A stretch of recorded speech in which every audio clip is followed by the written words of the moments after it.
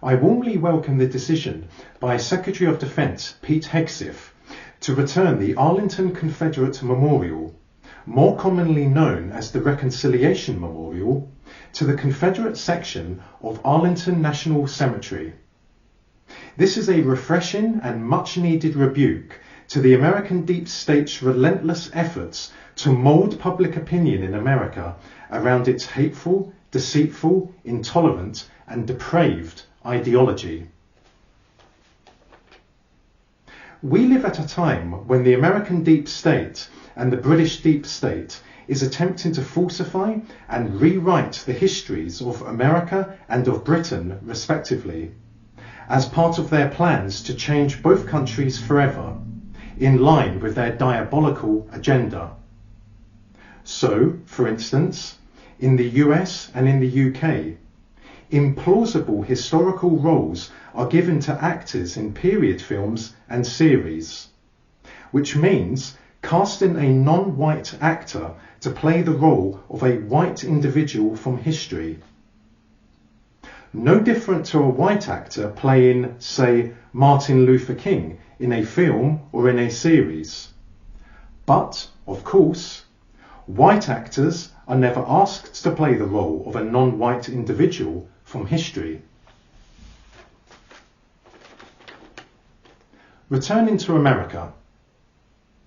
The American deep state, in its drive to eradicate all signs of Confederate history, has taken to literally destroying Confederate monuments, such as the Robert E. Lee statue in Richmond, Virginia.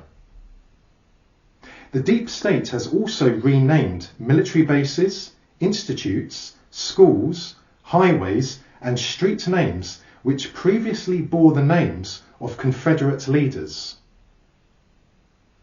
The deep state has also abolished the flags of southern states because of their ties to the old Confederacy, and banned the Confederate battle flag from US military bases. Much of the destruction of Confederate history occurred during the Biden presidency. However, the state flag of Georgia was changed in 2003, during the tenure of George Bush Jr., because it featured the Confederate battle flag on it, and this laid the foundation for changing the flags of other southern states. The aftermath of the 1861 to 1865 conflict, erroneously called the American Civil War, is a classic example of victor's justice, in which the US federal government ensured that its military victory over the Confederacy would be felt in the southern states at all levels. However, what we see happening today to the Confederate period in American history is more than victor's justice. The American deep state, or New England, has embarked on a mission to not only dehumanize the Confederacy and physically erase all traces of it, but also depict Americans who are sympathetic to the Confederacy as the lowest of the low who should be shunned by society. This demonstrates the violent and hateful mindset of the men and women who make up the deep state, along with their pawns, such as politicians and mainstream journalists. Furthermore, human beings who are violent and hateful have zero inhibitions when pursuing their objectives. When applied to the Confederate period, I have no doubt that the deep state would have zero inhibitions in razing to the ground Confederate cemeteries and building on top of them. After all, the deep state has caused the deaths of many millions of people in the world through its wars and through its sanctions. Thus, destroying cemeteries would hardly present itself as a moral dilemma to the men and women of the deep state. No country can call itself free, democratic, and civilized if it demonizes an entire period of its history, destroys symbols of that period, and dehumanizes its own people who do not adhere to the officially imposed narrative relating to that period. No period in history is straightforward, and no period in history constitutes a so-called golden period. All periods in a country's history should be preserved, and respect should be shown to all viewpoints on that period. People should be free to study, form, and share their own opinion on any period in history without any repercussions of any kind whatsoever, including media attacks, visits by the police, and threats to employment. And let me make the following very clear. Vilifying a person because of their opinion is a crime against humanity. Hence, politicians, journalists, police officers, charities, and NGOs should think twice before targeting someone because of their opinion. History demonstrates that eventually wrongdoers are held to account, to say nothing of what will happen when they stand before God, when all of their wealth, influence, power and protection amounts to zero. To those who celebrate the destruction of Confederate statues and other symbols of the Confederacy, I say this. Imagine if the shoe is on the other foot, in a manner of speaking. How would you feel if statues which you support the existence of were desecrated and then destroyed? And do not think this will never happen, because what is to say it will not? After all, the deep state is only loyal to itself. You are mere pawns in the eyes of the deep state. And one day, when the deep state has no longer a need for you, it will turn on you and your loved ones. The deep state's attempts to eradicate all signs of the Confederacy and demonize supporters of this chapter in American history is a direct attack on millions of Americans. Americans who simply have a different opinion on the Confederacy. They have not murdered or raped anyone. They have committed no crime. They simply have an opinion which is different to the deep state's officially imposed narrative. In short, the deep state has gone to war with millions of its own people over the Confederacy. Through its assault on American citizens who view the Confederacy positively, the deep state has utterly violated the US Constitution and completely defiled the ideals of the American Revolution: freedom, tolerance, and individual liberty. The great founding fathers will be turning in their graves.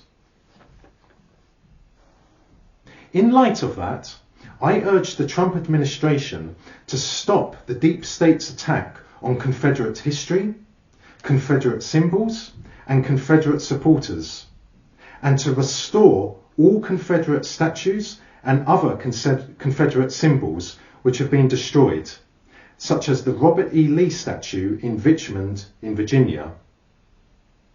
I also urge the Trump administration to allow positive appraisals of the Confederacy to be taught in schools, colleges, and universities, and to allow students to freely express their positive opinions of the Confederacy without the threat of recriminations from lecturers or other university staff members, such as failing coursework or examination essays because it is sympathetic to the Confederacy. In essence, different opinions are not permitted if different opinions are not permitted in schools, colleges and universities, then the education system does not provide education, but rather provides indoctrination. Thus, It is an education system which is to be avoided like the plague. Free speech is at the very heart of democracy, freedom and civilization. Free speech is not negotiable. And there is no such thing as, and I quote, the right not to be offended and not to be made anxious, end quote. Such rubbish talk has never existed in a democracy and never will. Some of you will remember the talk which I gave on Dixie at the start of 2024. The falsification of the origins of the war of 1861 to 1865 is one of the most prominent examples of the distortion and rewriting of history to suit a political narrative. Furthermore, the money which has been spent on falsifying the reasons for the 1861 to 1865 war runs into billions of dollars, which is quite remarkable. I have included a link to my Dixie talk in the comment section of this video. For those of you who think they know what caused the war between the North and the South, I ask this. How has your opinion been formed? The answer is inevitably through federal government school textbooks, simple-minded Hollywood films, the dubious History Channel, which is owned by the conglomerate A&E Global Media, and the ubiquitous and ever-deceitful American mainstream media, such as the moronic CNN. Let me just enlighten you to real history in the context of the North-South War. All that I ask is that you digest what I am about to say.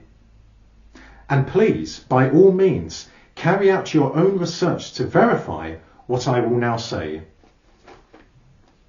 Firstly, this is what the great English novelist Charles Dickens said of the war, and I quote, "The northern onslaught upon slavery was no more than a piece of specious humbug designed to conceal its desire for economic control of the southern states." End of quote. Dickens also said this, and I quote, "Union means so many millions a year lost to the South. Secession means the loss of the same millions to the North. The love of money is the root of this. The quarrel between the North and the South is, as it stands, solely a fiscal quarrel." End quote. Secondly, whilst Dickens was indeed correct to cite the fiscal factor in the reasons for the North-South conflict, the chief factor for the war was the emergence in Washington, D.C. of an all-powerful, all-domineering federal government which threatened states' rights, something that the Founding Fathers strictly forbade when they constructed the American Constitution. As Jefferson Davis, who, in my opinion, is the greatest American president ever, said, "The Southern states left the Union not out of choice, but out of necessity, due to the potent threat posed to states' rights by the federal government in Washington, D.C. As the British Liberal politician and historian said in a letter to the Honourable Robert E. Lee, quote, "I saw in state rights the only availing check upon the absolutism of the sovereign will, and secession filled me with hope, not as the destruction, but as the redemption of democracy. Therefore, I deemed that you were fighting the battles of our liberty, our progress, and our civilization." End quote. Lord Acton also said that, and I quote, the North has used the doctrines of democracy to destroy self-government. End quote. Thirdly, the Republican Party did not attempt to end slavery, but instead contain it to the southern states, so that new territories entering the Union would be free of blacks. As Abraham Lincoln said, and I quote, "We want the new territories preserved for free, white labour." End quote. Fourthly, staying with Lincoln, he planned to repatriate freed slaves back to Africa, Central America, or the Caribbean. Indeed, Lincoln had been a member of the American Colonization Society since the early 1850s, which supported returning slaves to their ancestral homes. Fifthly, during the 1861 to 1865 war, approximately 300,000 Southerners died in defence of their country, the Confederate States of America. Are we really going to tolerate the claim by, for instance, Hollywood and CNN that 300,000 men and women chose to die for slavery? Only a born fool would believe that. No, 300,000 Southerners died in defence of states' rights, along with defending the cultural identity of the South. The ludicrous claim that 300,000 Southerners died for slavery is all the more idiotic when one considers that by 1861, the start of the war, a mere 7% of the Southern population were slave owners. And sixthly, the South legally seceded from the Union in strict and legal compliance with the American Constitution. Thus, there was no American Civil War. Rather, the war was between the United States of America and the Confederate States of America, two separate countries. And let us not forget that the USA invaded the CSA, which constituted a criminal and unprovoked war of aggression by Lincoln and his henchmen. In concluding, halting the attacks on the Confederate period, stopping the demonization of Americans who have a positive opinion of the Confederacy, restoring Confederate statues and other Confederate symbols, and teaching the other sides of the story of the 1861 to 1865 war in schools, colleges and universities would be in accordance with the wishes of the Founding Fathers and the ideals of the American Revolution: freedom, tolerance and individual liberty. Thank you for listening.